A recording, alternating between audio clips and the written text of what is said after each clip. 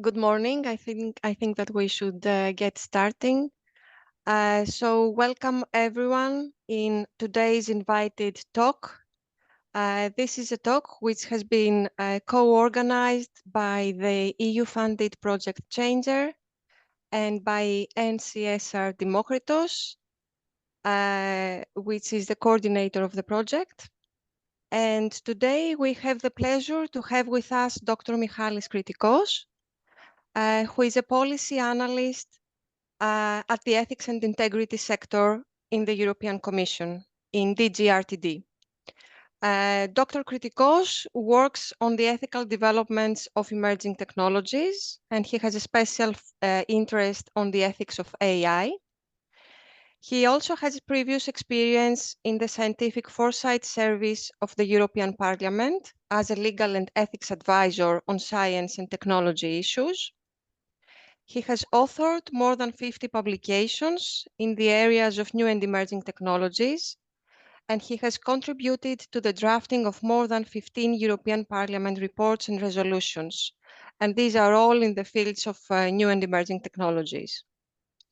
He has also worked as a senior associate in the EU Regulatory and Environment Affairs Department of White and Case, and he also has extensive teaching experience in UK universities, at the European Institute of Public Administration and the London School of Economics and Political Science, where he also obtained his PhD.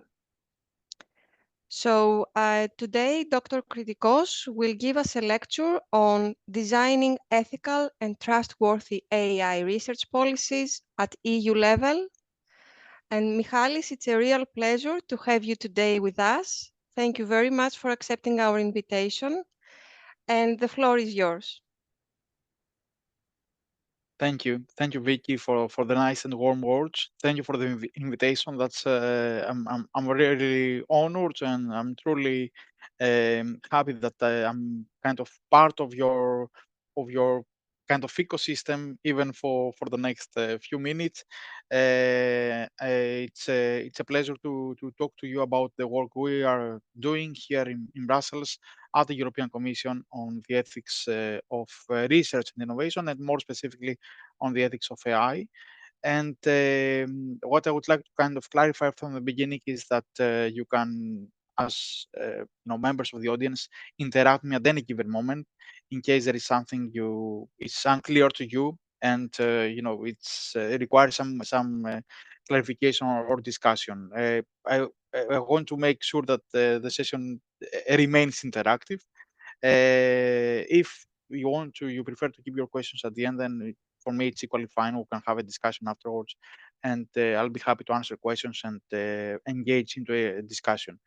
And I kind of stress the element of discussion because all these developments are new. We are all at the learning at the same more or less learning curve, and this is let's say a situation or a set of challenges that requires a broader thinking and a more disciplinary way of working on tackling these challenges. So there is no one, I think, in our kind of ethics ecosystem that can speak a cathedral or can provide top-down solutions or silver bullets to this type of kind of risks, challenges, or problems. You can call it however. I'll try to upload a presentation right now on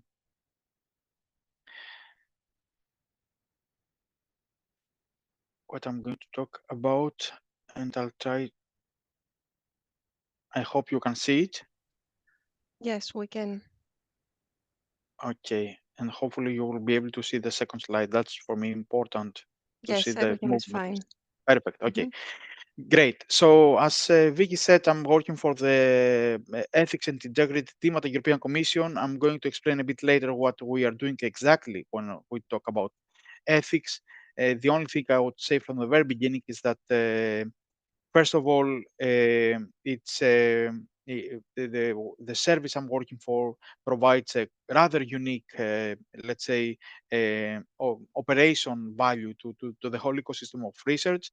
being at the EU level, having a broader picture and I would say a bird's eye view of the problems and challenges that researchers are facing across Europe. And secondly, I would like also to mention the fact that uh, uh, having worked for the European Parliament for the legislature, one of the two co-legislators of the Union, is helps me understand also the need to take into account the political and policy dynamics when it comes also to research and innovation, which is very important. I think it's also linked to the discussion we may have on Changer and how important it is for projects like this to remain policy relevant and to follow up or even foresee certain policy developments in order to remain, let's say, sustainable and to have a long last and for their impacts to have a long lasting effect. Let me start by I will try to provide you with an overview of what the EU is doing. What is the role of the EU in the field of AI? I'll and gradually I'll try to get into the discussion on ethics, EU ethics, and artificial intelligence. So first of all, EU's role in the field of artificial intelligence has been a quite controversial issue. The involvement of the EU in the discussion, in the kind of debate and the whole, let's say, policy development on AI hasn't been unproblematic. It took a lot of years and it took a lot of initiatives for the EU to establish itself as an entity that has the competence to speak on behalf of the member states or to speak along with the member states on these issues. The truth of the matter is that after almost 10 years of the EU's being involved the Commission being involved in these issues. Right now, we are seeing the development of a very, let's say, broad and very comprehensive portfolio of activities. And I'll start by referring to what I think everybody by now knows more or less the adoption of the AI Act. A few days ago, the Council of Ministers endorsed. That was the last step before of the formal and let's say adoption of the EU's AI Act, the act that let's say sets some order in the field of artificial intelligence from a legal and governance perspective. I'll talk about it in a bit. So that's the first and the most visible piece of involvement of the EU in the field of AI. There is a second pillar, which is the innovation one, and that is something that relates also to the work we are doing as DG-RTD, DG Research and Innovation. We are, let's say, creating and designing new calls, new programs in order to facilitate innovation in very many ways. It's a quite complex and multi-scale, from individual fellowships to large consortia working on very specific applications of AI.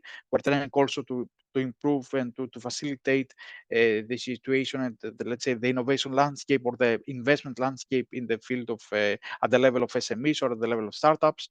If there is time, I can refer to that. There is this famous by now AI factories concept, the idea behind the need to organize ecosystems around the 8 supercomputing facilities of the Union. If you have time, I'll come back to that for sure. There is a coordinated plan that the Commission has established along the member states, and that goes together with the involvement of the EU into almost all international fora on AI. There are many international organizations. Again, if there is time, I can refer to that are working in parallel on AI issues, on AI policy issues, including ethics.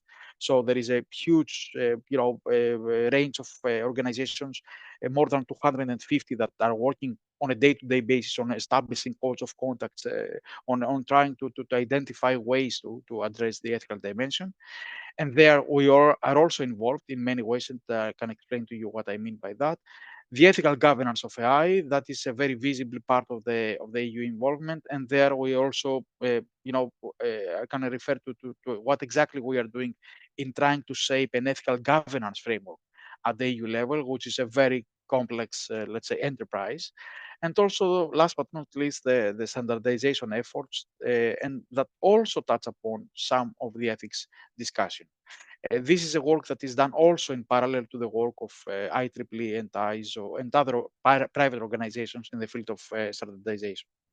Now, the idea behind the EU's involvement in the field of AI has taken mostly two pillars that was established back in 2019 with a white paper on artificial intelligence. There is a need to establish the EU's approach to AI is taking the, let's say, one way, which is the need to achieve excellence in AI by supporting innovation, and the need to embed trust in AI systems, and that is usually and that is done in legal ways and in ways that strengthen the ethical governance. I don't think we have the time to go through the history of the EU's involvement. What I would like to highlight, and that's why I kept the slides in the presentation, is the fact that the EU's involvement stays it has been evident since 2018. So it's I would say a quite recent involvement in the field of AI. The last 5 years, we've seen communications, staff working documents, the establishment of a high-level expert group on AI that I'm going to refer to in a bit, the white paper, and in 2021, the proposal for a regulation laying down harmonized rules on AI. The, I would say, uh, quite visible and quite distinct approach to AI through the AI Act.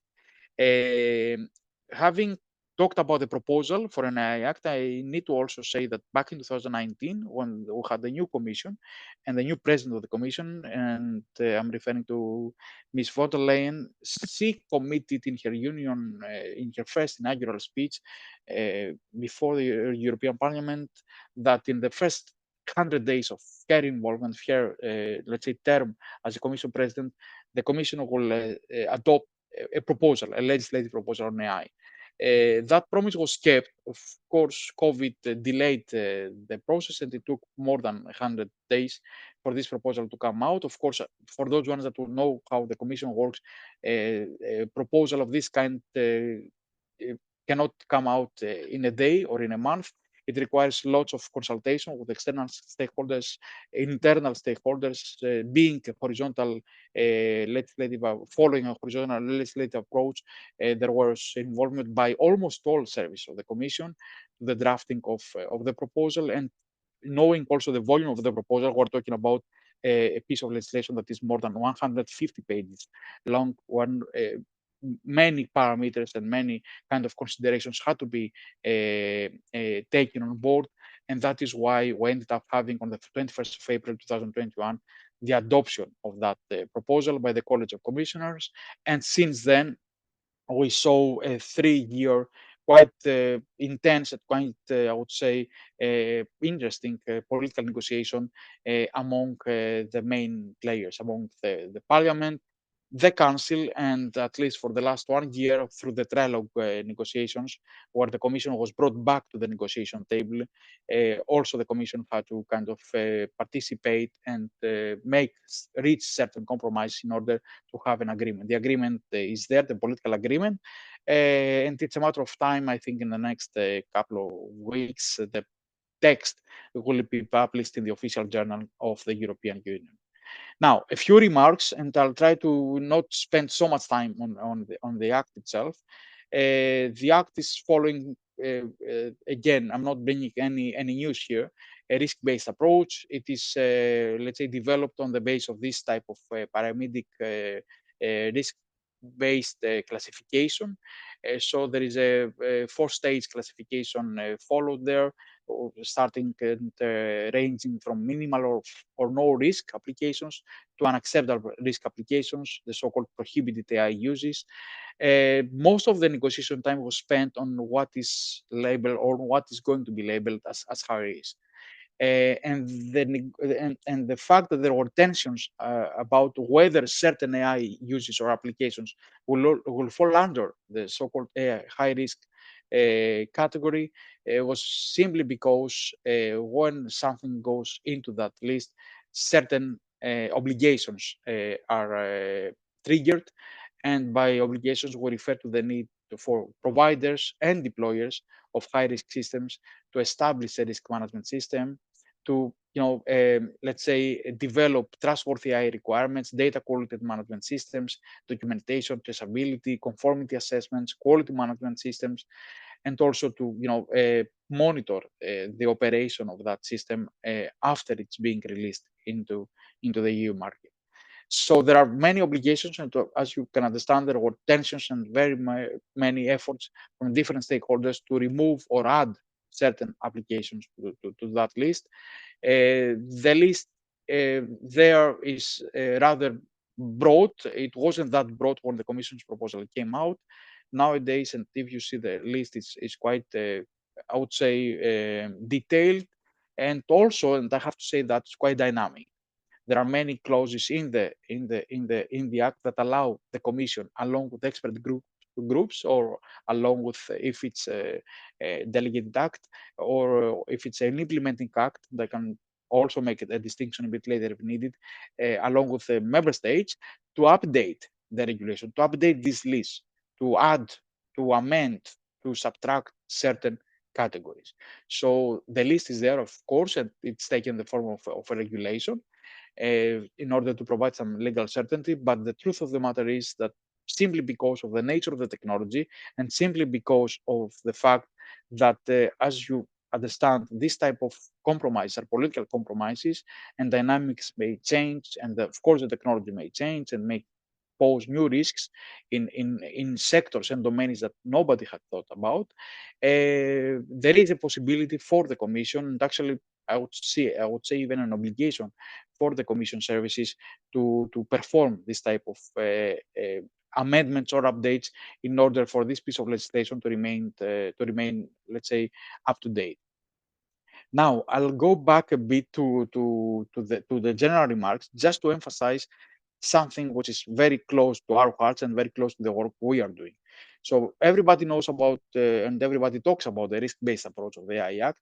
What is more interesting for us, at least, is the fact that there is a very, I would say, formal and very serious engagement into the human rights impacts of AI uses. So there is a very clear obligation when it comes to high-risk systems for deployers of this type of systems to measure the impact of their systems upon the so-called fundamental rights, upon privacy, upon all these elements need to be, of course, will be specified. The important element in the whole negotiation is that this fundamental rights impact assessment obligation wasn't there in the original proposal of the Commission, and fortunately, I can share that, and don't quote me on that. The European Parliament put some pressure, and this obligation got introduced into the annex, and that is something which is also helping us to increase to kind of it makes the soft impacts, as we call them, of technology very visible, and our work on the ethics side of things more, let's say, I would say, legitimate, because there is such a explicit reference to the need to protect human, and acknowledgement of the need, and acknowledgement of the link between AI and human rights, that no, we don't need to make this type of connections anymore. And that is something which is, I think, going to help also design a framework that will address this effect. I'll skip the rest, the sandboxes discussion. I'll focus for 1 minute on the structure of the organizational structure that comes out of the act, and is a very important element for the effective enforcement and application of the AI Act. And I'm doing that because that is also related to our work as an ethics team. The idea behind the act, the idea behind setting a holistic governance structure, as they call it, is to set up a European AI office, and that is already established under the Commission. And I want to share with you a piece of information that came out a few hours ago about the structure of the office. This is how it's going to look like. It's going to be a directorate, the old kind of AI directorate of DG Connect. 140 people are going to be working for that directorate. 80 of them will be recruited soon. It's going to be, let's say, designed along 5 units. One focused on excellence, another one focused on regulation and compliance, another one on safety, another one on policy coordination, innovation, and the last one is going to be focused on the so-called AI for societal good, and it's going also to look at the international aspects of AI. And aside from these units, they are going to have 2 advisors, one on science, a scientific advisor, and another one on the national affairs. So that is important because this is an ongoing. This is the only part of the governance puzzle that has already been put in place. Uh, Now, member states are expected to set up competent authorities, and hopefully these authorities are going to be dependent ones. Hopefully, it's not going to be upon the government to appoint people who is going to sit on this authority. These are going to be truly independent authorities, truly powerful authorities, meaning that the state will make everything happen in order for these authorities to be well resourced and to have the powers to exercise the duties, to perform the necessary investigations, and to make sure that the AI is used for good. So it's important to have an actor which is truly operates in an independent way in order to carry out market surveillance, in order also to prevent the state from using AI tools for unlawful purposes.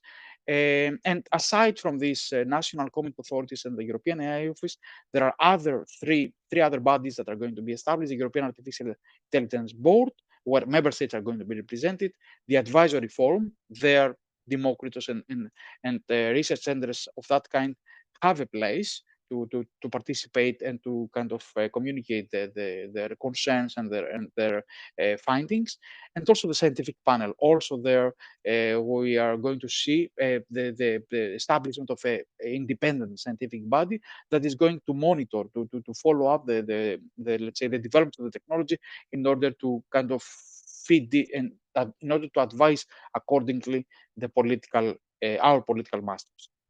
Now, I'm not going to spend time on that.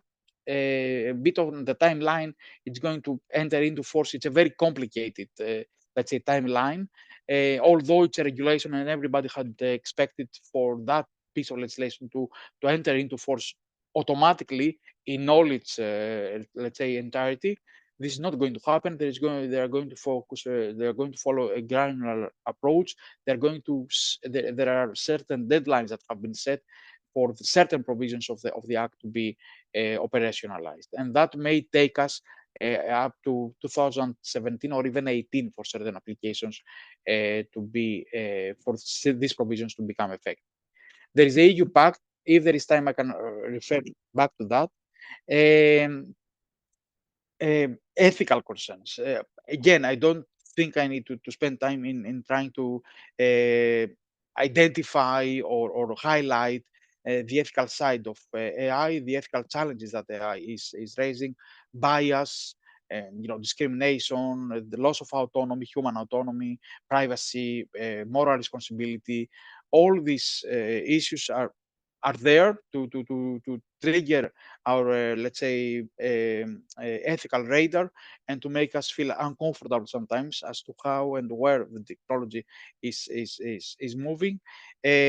What I would like to say that is for those ones that are not exposed to the discussion, a few things.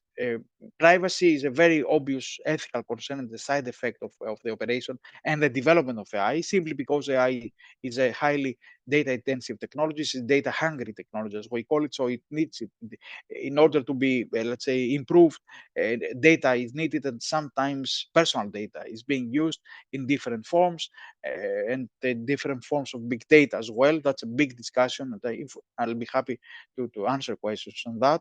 So that's one type of concern. The second one relates to fairness, and that relates to the algorithms being used and developed through this technology.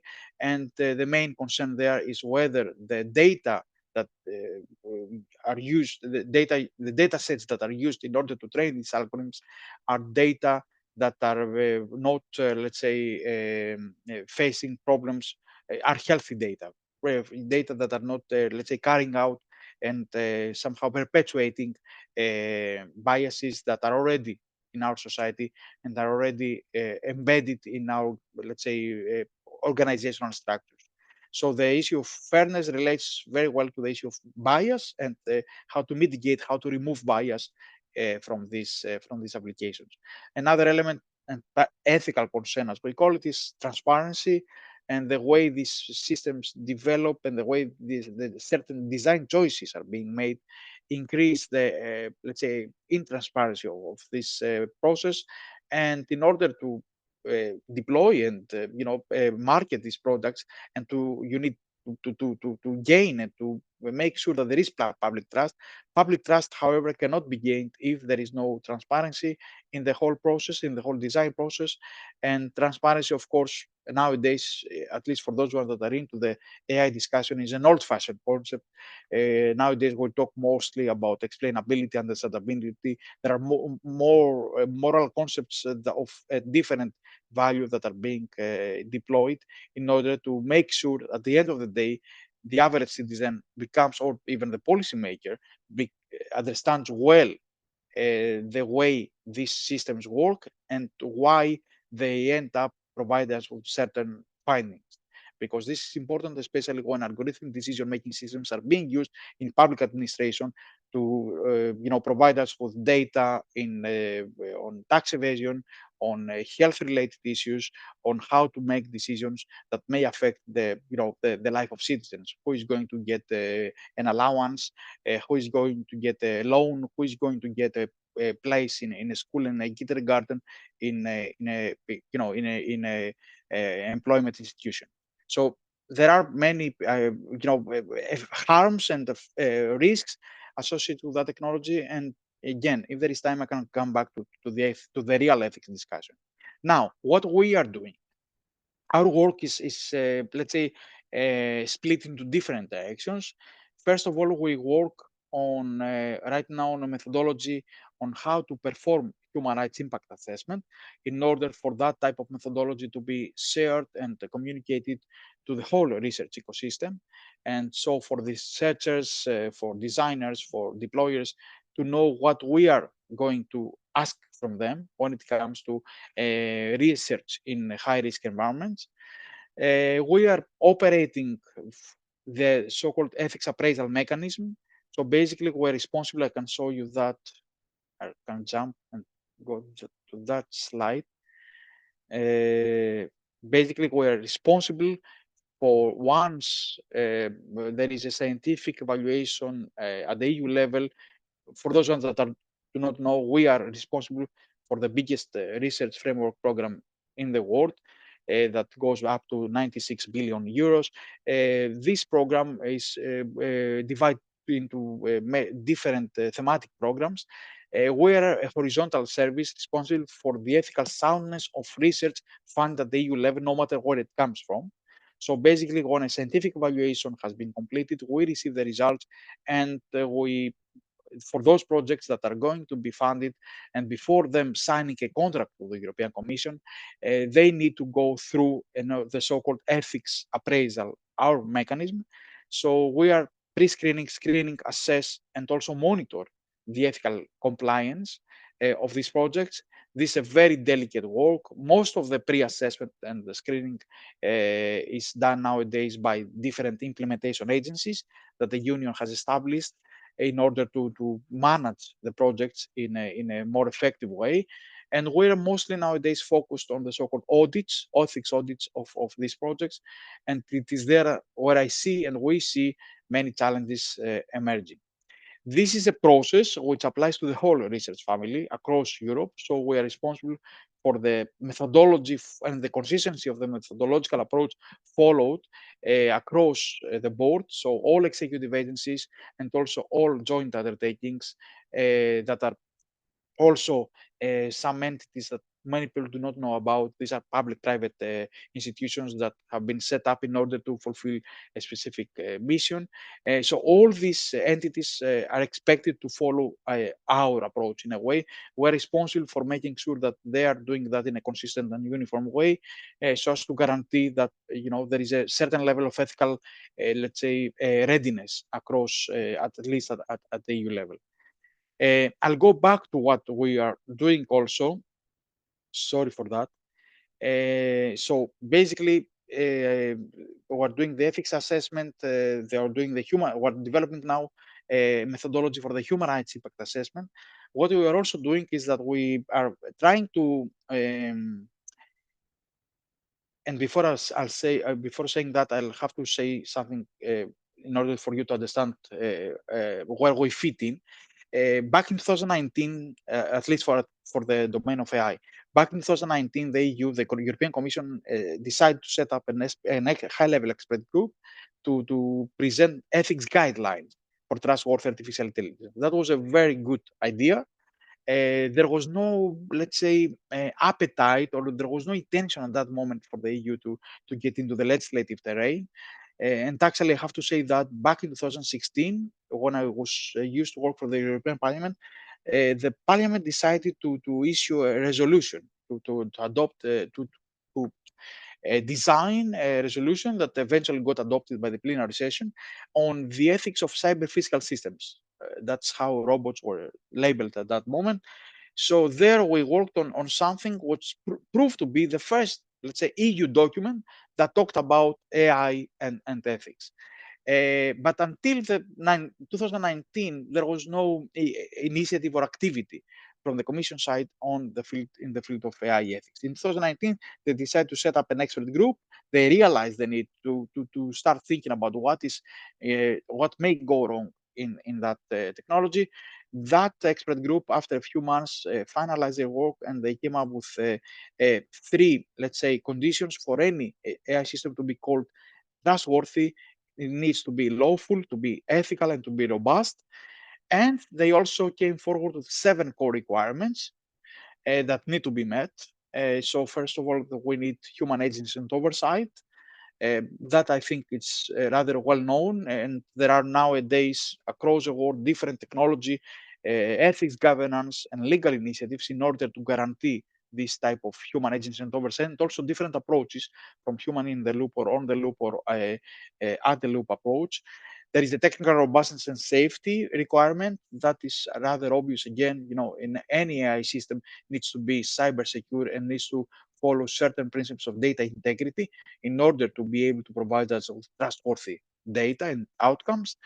Privacy and data governance, again, I refer to the need to take care and to be able to set up data governance, let's say, structure that facilitates the improvement and the development of the technology, not at the expense of fundamental rights or privacy rights or our personal data principles. Transparency, again, major issue. I said before that the whole discussion has now moved to the explainability field. Diversity, non-discrimination, and fairness, again, that refers mostly to the way algorithms are designed nowadays. And again, there is also a discussion, the new industry being created with this, the so-called ethical algorithms. The environmental impact of AI, that is a major issue that is throughout the last 3 years, we see a lot of projects and a lot of initiatives that are trying to highlight the environmental dimension, the sustainability dimension of AI. There is a discussion that is also linked to the data centers that are being established, have been established throughout the last 15 years across the world. And nowadays, most of the European countries do not want to have more data centers in their territory. There are more than 2,300 data centers across the world, and we see a lot of now opposition to these data centers simply because of their environmental footprint, simply because of the fact that they need significant water resources, they need significant energy resources, and what the local economies see is that these structures are operating sometimes at the expense of the local ecosystems. And also the issue of accountability, which is mostly a legal discussion about who is going to be held accountable if something goes wrong. That is a discussion that started with self-driving cars and the home care robots, and now it has moved to a discussion about what is about the potential liability of the so-called recommender systems of or self-learning algorithms. I'll move forward. So our role there is to break down these requirements into specific, let's say, operational principles. And right now, we have developed, I'll move forward, and sorry for that. If there is time, I'll come back to all these elements. We developed a guidance on ethics by design for AI back in 2021. That was the outcome of 3 flagship projects that we funded that we were funding at that moment.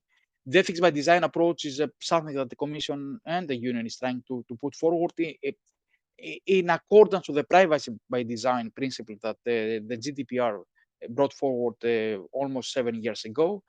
It's an approach that is very close to what we are doing. We're trying basically to make sure that researchers are fully aware of the fact that ethics should become aware of the fact that ethics shouldn't be an afterthought. Let's say consideration should be a design block of the conception phase of the project, and that is taking a lot of our resources in order to provide trainings, in order to disseminate this information and also this guidance. Fortunately, we see so many other institutions embracing this ethics by design approach, and they are also trying to provide put their own footprint on how this is going to be achieved, because there is no one single way of doing that.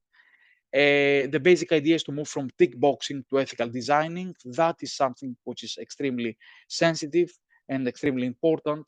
And there are different, methodological approaches, from the so-called value-sensitive design approach to ethically aligned design that IEEE put forward a few years ago. Blockchain, there are certain entities that are using the so-called blockchain ethical design framework on that. We'll see. We'll see how many of them are going to be developed, and how far and how effective this approach would be in somehow safeguarding the ethical deployment of AI. The main idea, okay, I'll come back to that. It's a big discussion why we think that this design is a very important element of the ethics, let's say, the ethics profile of the project. Right now, we're let's say finalizing the work in 4 different domains of AI ethics. There is one guidance document that's going to come out on algorithmic bias and fairness, another one on informed consent and AI, and we're also developing a methodology on the so-called AI ethics audits and checks. And last but not least, as I said in the beginning, there is a guidance, a set of guidelines that are going to be produced on the so-called human rights impact assessment. I have to say also that there is an expert group that is working on the environmental or sustainability aspects of research, and hopefully there is going to be a specific section on AI and environmental ethics at the very end of this process. There is some discussion on standards. I don't want to take more of your time on that because I was told that I have only 40 minutes. I'll try to somehow wrap it up by saying the following: that our work, I'm not going to refer to the parliament, our work is only part of a broader set of initiatives that we see being unfolding at the international level, at the global level. And this is not something new. OECD, 6 years ago, came up with the AI principles. It was the first, let's say, intergovernmental institution that came up with these policy guidelines on AI that were later embraced by many governments, by G7. OECD has a very specific, let's say, distinct position in the discussion on AI ethics and the values of AI. UNESCO, it's another big organization which adopted the recommendation on the ethics of artificial intelligence 3 years ago. It's important not because of the special weight of UNESCO, but because that document was signed by 193 member states, and it's in the field of research, education, and let's say science. And at the same time, we see a lot of other initiatives. The Hiroshima process is a very important one. The Bachelet Declaration that was signed in November and is going to be updated a few weeks later, I think, from now in the next Global AI Safety Summit. That's a UK initiative. However, brings together US and China. That is the added value of that initiative. The Council of Europe 10 days ago adopted a framework convention on artificial intelligence, human rights, and democracy. That is a an extremely important development that also touches upon our work on the ethics side. For those ones that are not aware, the Council of Europe is, the main organization in Europe, has nothing to do with the EU, but is very close to what we are doing. They are focusing. They have their own court, they have their own assemblies, they have their own structures, but their focus is basically on the need to protect and how to protect fundamental rights. So they got involved in the discussion on AI 8 years ago, if I remember correctly. They established special groups, they came up with special recommendations, and now all these things came together to a framework convention, which is again, I think, a very important and very well written document at the same time. So that is that. I have to say that UNESCO didn't limit itself to the adoption of some general principles and declarations. That that is nowadays extremely easy. As I said, there are more than almost 300 organizations that have adopted their own ethics code of conduct or ethics, let's say, declaration or ethics principles in the field of AI. UNESCO went a bit further, and what they did is that they developed a couple of tools. One, it is called the readiness assessment methodology, and another one is called ethical impact assessment. So what they do is basically they go around countries and they try to embed this methodology into the public administration structures.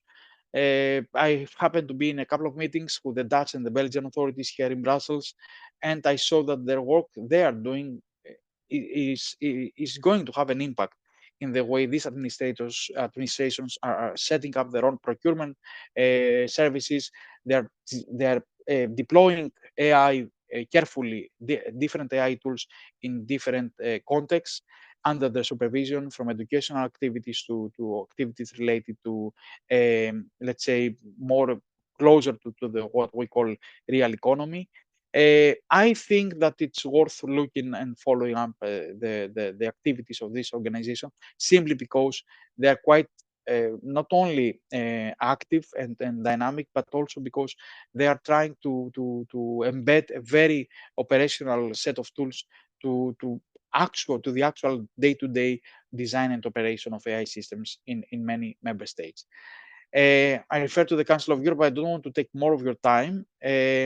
I also need to make reference to the fact that because there are a lot of criticisms or a lot of discussion about the AI Act is not there to resolve all AI problems or issues.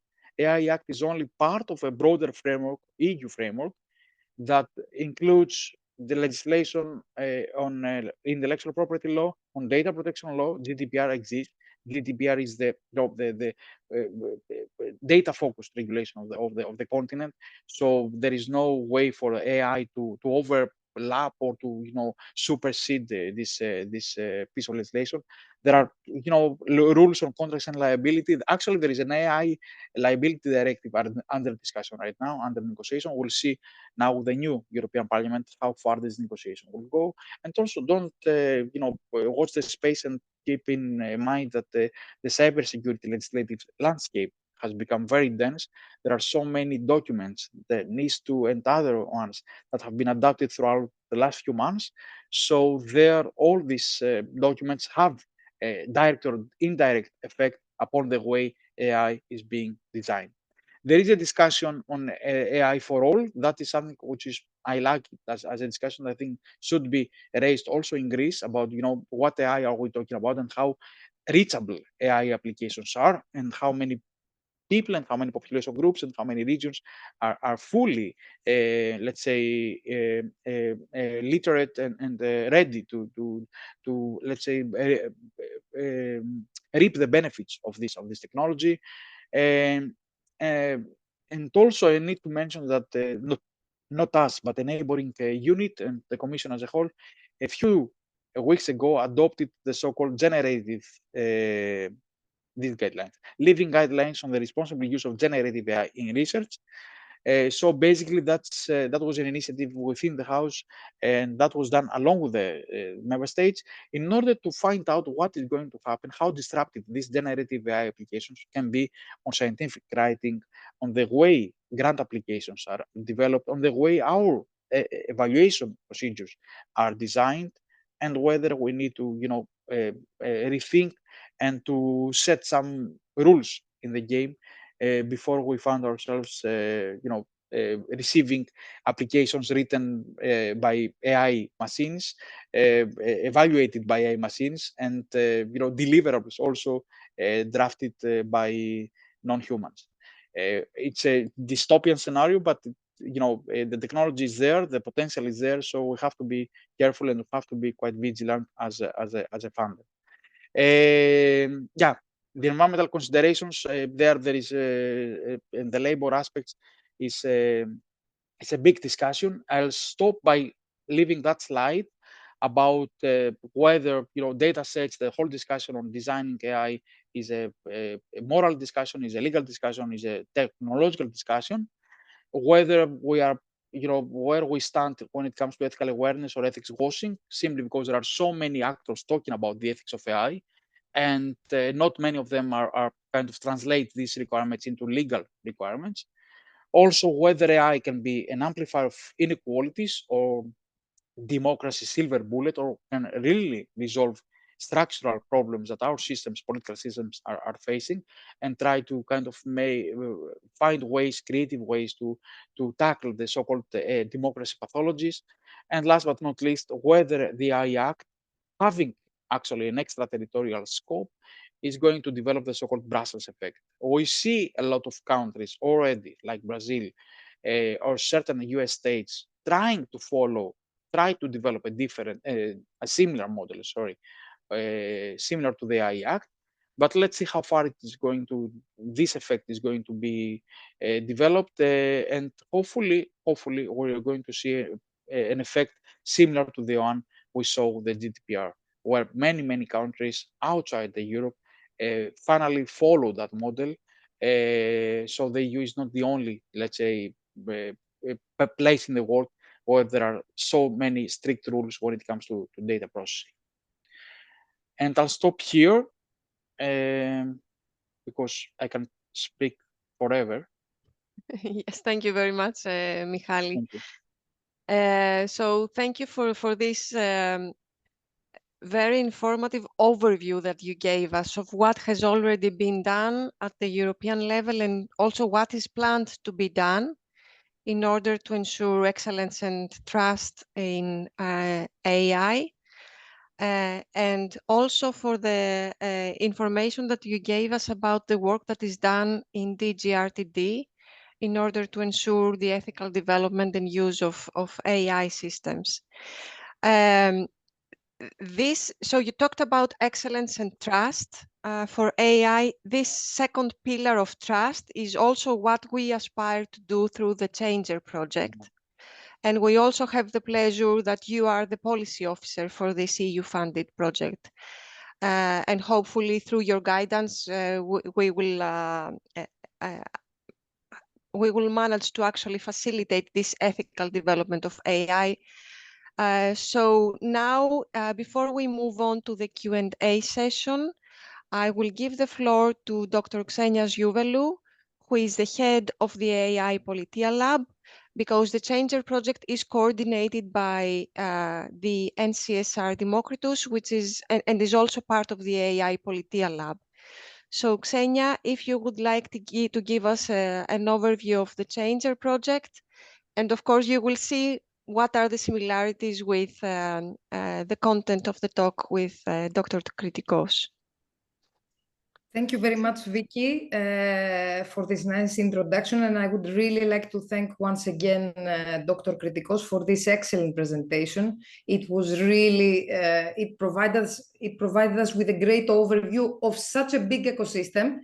And I think it's only miraculous that you did it in such a short time. So thank you very much for that, for trying to summarize everything, because of course, everything is really broad, and you gave us a very nice flavor of all the different activities and evolutions across areas. So as Vicky said, it's a great pleasure to have you also as our policy officer for the Changer project, which is a 3-year project. Its name stands for Challenges and Innovation Changes in Research, Ethics and Reviews. And what we really aim for, and this aligns very much to your discussion today, your presentation, is that we actually try to promote changes and facilitate and provide the capacities to promote changes, ethical changes in research ethic review processes in order to strengthen both the researchers, but also support the ethics committees in order to address emerging challenges that you very nicely presented to us, and see and explore how new and emerging technologies pose new challenges and new risks for different domains and different areas of expertise. So we focus on research components, trying to identify these challenges and let's say align them with emerging technologies. We try to operationalize them, as you also very accurately presented to us, as to how we can actually practically make them work in a real environment, try to identify novel approaches, try to pilot them and create assessment frameworks targeting AI, among others. And of course, provide training to support research ethics committee members across a number of fields like AI, gene editing, organoids, etc. And most importantly, to try to create a policy roadmap. So try to see how we can support policy making by proposing some policy guidance as to how some challenges or some emerging challenges, adopting an anticipatory view, a foresight perspective, so as to address these elements. So we believe that Changer will actually contribute a lot to a number of areas, especially focusing on emerging technologies and how to address effectively their research challenges. If I can start with a small question, with a short question to the presentation that you gave us, and focusing on policy that is quite crucial, how do you believe that we can actually, this anticipatory approach of policy, given that there is also this Collingridge dilemma of technology moving faster than law, and we need to follow and keep this pace of activities, how do you think we can effectively implement an anticipatory innovation policy approach in the current technological ecosystem? Yeah, that's a good question. It's some say it's €1 million question nowadays, and I have to say that when I was working for the Scientific Foresight Unit at the European Parliament, the big discussion there and the big demand by the members of the Parliament as legislators is to identify issues that we need to tackle before they escalate, or before the ethical or legal or economic effects would be of a scale that nobody would be able to tackle. There is no silver bullet when it comes to foresight. I mean, the standard foresight methodologies will provide the scenario modeling, will make all sorts of horizon scanning, and they try to identify certain technology trends. I would say that it's important to me, it's more important to make sure that you introduce certain safeguards in the legislation that allows you to update your set of tools, legislative tools, in order to accommodate certain technological developments. I saw that with the AI Act and the negotiations. The emergence of ChatGPT, 14 months ago, changed the whole negotiation dynamic and allowed the legislators. Actually, there was opposition to that. Some member states or some members of the parliament were saying, "Guys, this is an AI Act. Let's not focus now. Let's not change the route of the discussion. Once it's adopted, then we'll adopt a new instrument for ChatGPT, for generative large language models."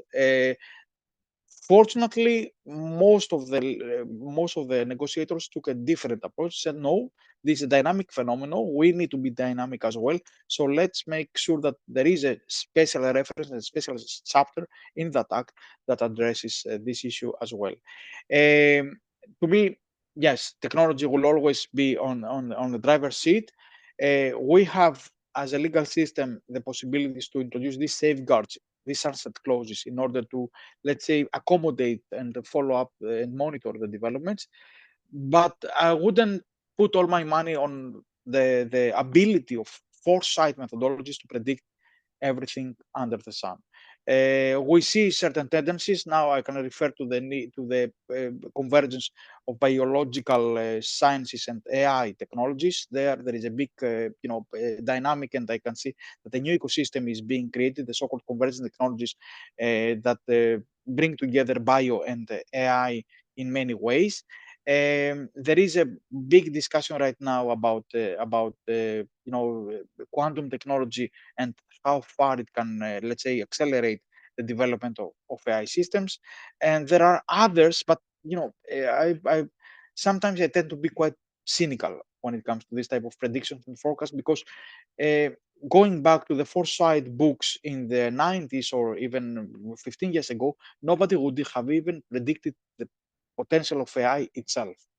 AI is not something new; is there since the 60s and 70s, but nobody had ever predicted that the combination of the availability of large data sets and the increase of the computing power would be done at the same, let's say, historical period, in a way that would allow this technology to move out of this AI winter and to be so dynamic and so disruptive in many ways.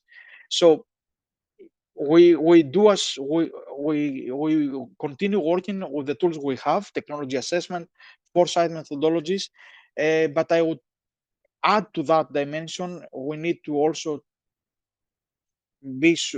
try to be prepared and make sure that we also have the so-called social impact methodologies. We also need, to me, that's more important, to make sure that we find smart ways to identify what the concerns and what the anxieties and what the challenges that may appear on the ground at the society's level, and the level of the society, not in a generic way, at the level of those ones that are usually the laggards, those ones that are come late in any industrial revolution, and do not actually become an organic part of the ecosystem. Are seen only as customers, as buyers, or as passive or addictive followers of the technology. But nobody, or many few, try to integrate them in a meaningful way into the ecosystem. So I would, working on the ethics side, my concern and my focus and my heart goes to those, not to whether we will predict the next big thing in the technology revolution in the next 10 years, but whether we will be able to find ways that will not prevent that innovation moving forward, but will prevent all sorts of social backlash and certain, let's say, counter movements that will overshadow the potential of the technology and will make it look like an elite technology, or a technology that only few companies will profit out of our data, for example. And that type of potential of the technology is not going to be spread out well and dispersed well into the society as a whole in every country, not in our progressive white Western world. Also, the global South is now telling us, guys, you keep on producing ethics guidelines. Are you still preaching us? Are you still trying to tell us what to do with the technology? We are lagging behind in so many things. And I see that this is a discussion that comes also in the same way as the climate change discussion. We ask them to freeze or to slow down their economic development in order to achieve their green goals, but they are in a different stage of economic development, and they are looking at us as the historical polluters of the planet. Anyway, that's a big discussion, but yeah, that's a good Yeah. question. And it's yeah, there is no one single answer that I could provide to that. Thank you very much. Thank you, Michalis. So we will continue for 10 to 15 more minutes. If somebody cannot really continue, we understand, but I think that it will be interesting to try and answer a few of the questions in the Q&A. So we have a question by Irini Angelica Hunda. Thanks for the talk, Michalis, and the great info and the insights that you shared. Can you maybe clarify how the specifics of each application area, for example, healthcare or education, regarding ethics, fairness, accountability, etc., will be taken into account when delivering regulations on the EU level? Or is ethics one big block that is addressed uniformly across the application areas? Are we referring to AI? Because yeah, if it's application area, and if it's an AI discussion, it's a very good question because yes, each application area raises different issues. The reason behind having a horizontal framework provided by the AI Act is to address these issues in a horizontal way. We are, however, following a much more nuanced approach. We are trying to follow and approach each sector in its distinct ethical sensitiveness. So we're trying to identify issues that they are more kind of pertinent to each sector, ethical issues. So our methodologies are more tailor-made compared to the generic approach of the AI Act, and that's how we will continue. Ethics is not, I would say, part of the hard competence of the union. So we member states are still, and well, that's why national ethics committees are powerful in a way, because ethics is still in the hands of the member states. Nobody can impose, no EU institution can impose certain ethical values upon any member state, as long as it respects, the acquis, the EU acquis on fundamental rights. However, being a supranational funder, we can, let's say, impose in brackets certain ethics approaches, which we think are quite important in certain application areas. So going back to the question, we'll try to be as application oriented or as tailor made as we can when it comes to these application areas. So to make sure that ethics is not a black box, is not a monolithic entity or a set of rules that are inflexible or unable to be adjusted to the realities of each technological area or application area of a specific technology such as AI. Of course, and the specificities of each area have to be taken into account, to make more Yeah. specific guidelines if necessary. And we saw that also in the discussion we had back in the few 15 years ago when ethics was only known to the biomedical sector. So only bioethics committee were talking about ethics. And nowadays we have social science and humanities, we have the digital sciences, we have so many new clients, so many new ecosystems being created that are exposed and nowadays trained on ethics issues. So that's a big bet as to how, as to whether the ethics readiness or the ethics understanding will be of the equal value to how doctors and people working in the biological sciences are behave or are managing the research. If we manage to get on an equal footing somehow.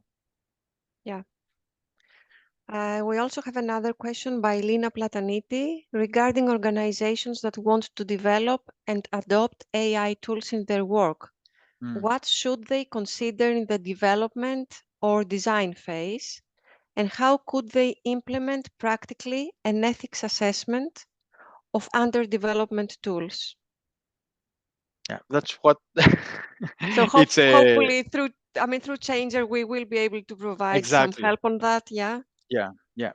And now it's to me it's a question that allows me to talk a bit about Changer. And having been, let's say, part of the drafting process for this call, and having been in the sector, in the team for so many years, and having seen the challenges that appear when our organizations are trying, research teams, universities, think tanks, research institutions are trying to think and design in an ethical way. We thought that a call of this kind will be able to provide us, and I think you have the potential and the unique opportunity to do it with methodologies, with smart ways, with toolboxes, with instruments that will make the ethics review remain pertinent, remain important, but also find a way, research-friendly ways of integrating ethics into the day-to-day work of institutions like this. And I think that your approach could be either a technology neutral approach, trying to provide a process or a mapping, a roadmap of independently of what technology is involved, some standard operating procedures, or you go into dive into specific technological areas and try to see what is there, what needs to be looked at more carefully in order for your work to remain timely and to be to me very policy oriented. I hate the word in when I'm talking to research. I'm talking about research and I'm talking about work that requires sometimes scientific thought. But this is the nature of these projects, and having seen many projects, having hundreds of projects in our dusty selves that nobody even remembers why we funded them or why these people work for 3 or 2 or 5 years on this project. I want your project to remain sustainable, to remain visible beyond its legal mandate and its legal deadline. And I can work with you on that. I can share my experience and share my let's say whatever kind of expertise I have in order to make sure that you remain there. I mean, you may have a follow-up as well, but I want you to grasp the opportunity and find ways, and we can find ways for you to remain policy relevant, to be able to follow the developments, stick to the developments, and tailor your work to what is going on at the policy level. Usually, in an ideal world, policymakers will have could harvest and should harvest the outcomes of every project. But we live in a world where policymakers tend to focus and pick up things that are only interested for them or interesting, and make some reference and make a high headlines and give them some political credit. So yeah, we're going to have a new European Parliament. So there, we also can identify members of the Parliament that may have an interest in your project and can integrate some of your findings into their own work, legislative work. So there are many. I think the timing is quite opportune, and I think we can be very economic about that in many ways. In order to in such dynamic policy environment, nowadays it's technology regulation, technology policies have been have have gone into the epicenter of the EU's work. So why not your work, your project becoming part of this dynamic, this momentum in a way. Thank you for the support, Michalis, and it's very much appreciated that we will have this support throughout the project life cycle, and we will try to make the best out of your support, because it's like a mutual relationship, and we can both gain, and the whole scientific community can actually gain from this. But uh, it remains for the project, to advance and see the actual results of it.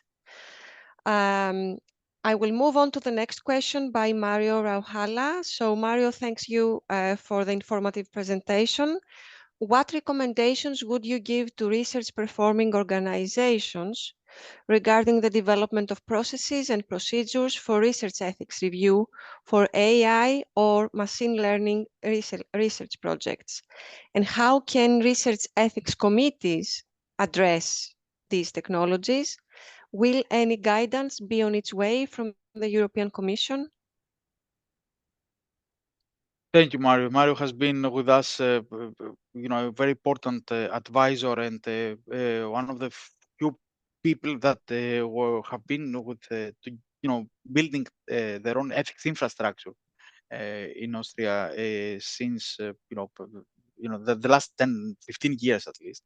It's a very good question, and we're developing this guidance note, and I think we are also working on a different, more internal guidance document on how to increase the level of preparedness of research ethics committees to embrace, to get into the AI world, which is not that easy. We see a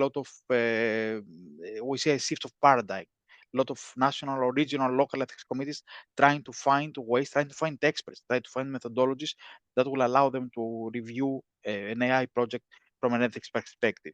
That's not an easy process. And we are there to support that. I mean, we are beyond our projects that we fund, beyond our methodological guidance, beyond our guidelines that we are developing right now.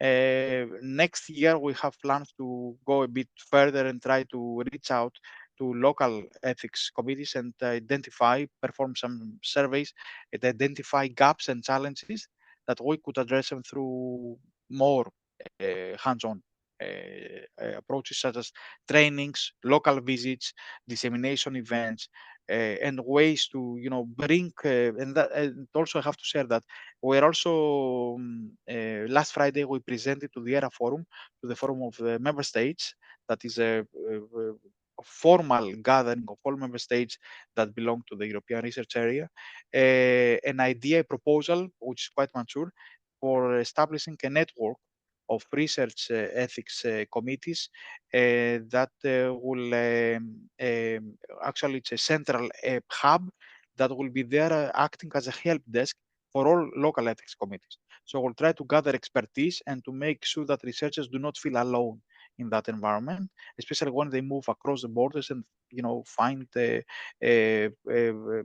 problem and identify, face problems and challenges that nobody's there to help them address in a way. So the idea is to establish this network that will not supersede any existing network, ENERI or ENERI, the NEC forum, but will be there in a much more operational for operational purposes, in order to gather expertise, best practices, and make sure that there is all this European knowledge is gathered in a central point and is disseminated. It's not kept in the office of Michalis or Dorian, but it is there to be shared and to be updated if needed. So keep this, watch the space, and I think, and we are part of the ecosystem, and we want this ecosystem to be developed and to thrive in order for ethics to become, as I said, not a roadblock, but a design element of the research process. And we see ethics as part of and as the cornerstone of what we call excellent research. No research can be excellent if it's not done in an ethical manner. That's our motto. Mhm. Yeah, this network will be, I can see that it will be extremely useful for researchers mainly, so that could be helpful. One more question by Angelika Mikhailov.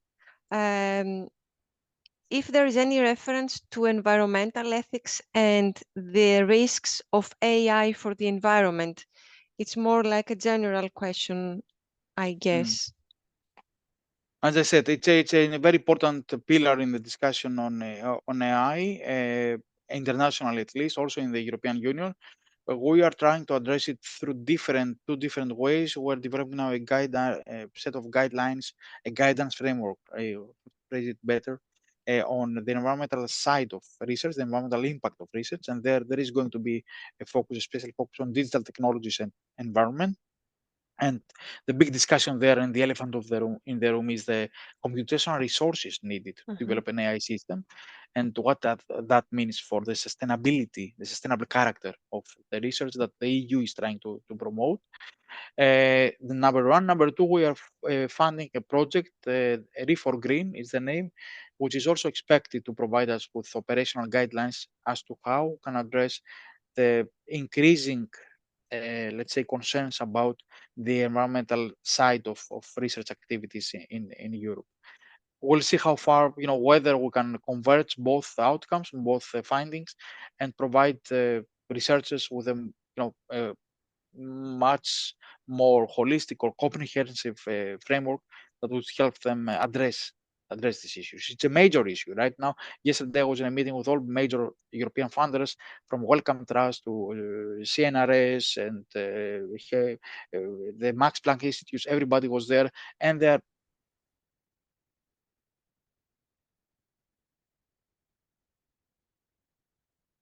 I think that we lost Michalis from the connection. Yeah. Okay, I don't- you're back. yeah. Yeah, so there will be this EU-funded project about EU for And the Green. work of our expert group, that Right. there is an expert group and a EU project. Both of them start at the same time, so let's say that we'll try to synchronize their work and make sure that they don't overlap in a significant way. So again, by the end of this year, we'll have something more concrete in our hands as to how we can address this important dimension of research and the important dimension of AI research as well. Mm-hmm. Okay, Xenia, if you agree, I think that we have to close. Before we close, I would also like to thank the communications team from the Changer project, and specifically Faye Pichilidou and Elena Galifianaki, and also the Institute of Informatics and Telecommunications for their support in setting up this talk. Dr. Jouvelou, thank you very much for your intervention and presenting the Changer project. And Michalis, Dr. Kritikos, thank you very much indeed for the whole support in the project, but also for your very informative talk about what is going on at the EU level on AI. Thank you, Vicky. Thank you, Xenia. Thank you, everybody. I'm here. Yeah, I have said that in many ways. We are here to support you. So thank you for making us formal part of your discussion framework. But we are here on a day-to-day basis to answer questions and make you part of our own ecosystem. And the project is a very good, I would say, way to strengthen our synergies. And it's a win-win situation that we can all benefit from. So I'll see you also next week, hopefully in the next meeting of Changer, in the frame of or parallel to the Athens World Conference on Research Integrity. And yeah, we are here to keep on working on ethics, and I think we are a common task to achieve and a common mission, which is important, and I think Greece can play a big role in that. And the common vision as well, Yeah. I should say that, sharing the same vision is perhaps Exactly. the most important thing. So thank you very much. And thank you to all the participants and for staying here a bit longer. Thank you very much. Thank you very Bye-bye. much. Thank you. Bye. Bye-bye. Bye-bye from Brussels. Thank you.